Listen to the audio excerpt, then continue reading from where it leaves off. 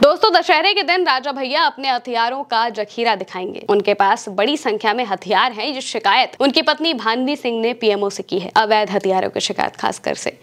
इस पर राजा भैया के सबसे करीबी एमएलसी अक्षय प्रताप सिंह उर्फ गोपाल जी ने कहा है कि उनकी पत्नी 10 साल से अलग रह रही हैं, ऐसे में उन्हें हथियारों की फोटो कहां से मिल गई? पहले तो उनकी ही जांच होनी चाहिए। उनकी मानसिक स्थिति ठीक नहीं है। दोस्तों, इसके अलावा अक्षय प्रताप सिंह ने यह भी कहा है कि राजा भैया के पास लाइसेंसी हथियार है, अवैध हथियार नहीं है। जिनको भी हथियार देखने हैं वो दशहरे वाले दिन उनके शास्त्रागार में आकर देख सकते हैं। उस दिन पूजा की जाती है। उन्होंने ये भी कहा कि राजा भैया के नौकरों के पास भी लाइसेंसी हथियार है। दरअसल भानवी सिंह का आरोप है कि उनके पति के पास मास डिस्ट्रक्शन वाले हथियारों का बड़ा जखीरा है। ये जन सुरक्षा और आंतरिक शांति के लिए गंभीर खतरा बन सकता है। भानवी सिंह ने 3 जून 2025 को प्रधानमंत्री कार्यालय पीएमओ में जाकर अपने पति रघुराज प्रताप सिंह के खिलाफ गंभीर शिकायत दर्ज कराई थी। उन्होंने एक लेटर भी सौंपा जिसमें कहा गया कि राजा भैया आपराधिक प्रवृत्ति के व्यक्ति हैं।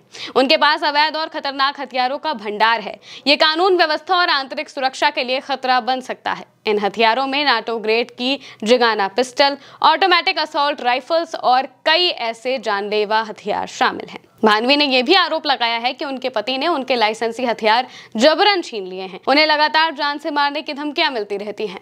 एक घटना का जिक्र करते हुए उन्होंने लिखा कि राजा भैया ने एक बार कमरे में गोली चलाई थी जिसमें उनकी छोटी बेटी बाल बाल बच गई। भानवी सिंह का दावा है कि यह मामला सिर्फ एक परिवार के बीच विवाद का नहीं है बल्कि देश की आंतरिक सुरक्षा से भी जुड़ा हुआ है। दोस्तों, राजा भैया और उनकी पत्नी भानवी के बीच में काफी पहले से ही विवाद चल रहा है। इसको लेकर समय समय पर खबरें आती ही रहती हैं। भानवी सिंह राजा भैया के ऊपर अवैध संबंधों से लेकर मारपीट करने तक के कई सनसनीखेज आरोप लगा चुकी हैं। हालांकि राजा भैया के सबसे करीबी माने जाने वाले गोपाल जी ने साफ कहा है कि भानवी सिंह का मानसिक स्थिति ठीक नहीं है। 10 साल से वो अलग रह रही हैं। ऐसे आरोप लगाकर अपने ही घर में आग लगा रही हैं, अपने बच्चों का भविष्य खराब कर रही हैं। राजा भैया के माता पिता और बच्चों सभी के पास लाइसेंस है, ऐसा वो कह रहे हैं।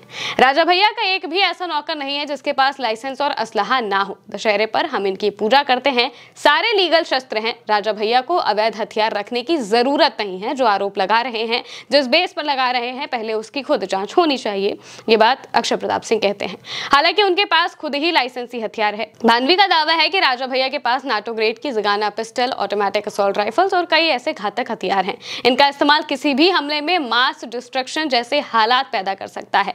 मास डिस्ट्रक्शन का मतलब होता है तमाम लोगों का मारा जाना, यानी कि राजा भैया के पास जो हथियार है उनका उपयोग करने पर कई लोग मारे जा सकते हैं। भानवी सिंह ने राजा भैया पर घरेलू हिंसा, मार पिटाई, खर्च के पैसे नहीं देने, बच्चों की उपेक्षा, महिला पत्रकार से अवैध संबंध रखने जैसे तमाम आरोप लगाए हैं। पहले भी वो लगाती आई हैं। वहीं अवैध विदेशी हथियारों का जखीरा मिलने पर एनएसए लग सकता है। ये बात जानना बहुत ज्यादा जरूरी है क्योंकि अगर देखा जाए तो भानवी जिस तरीके से आरोप लगा रही हैं उन्हें नकारा नहीं जा सकता है।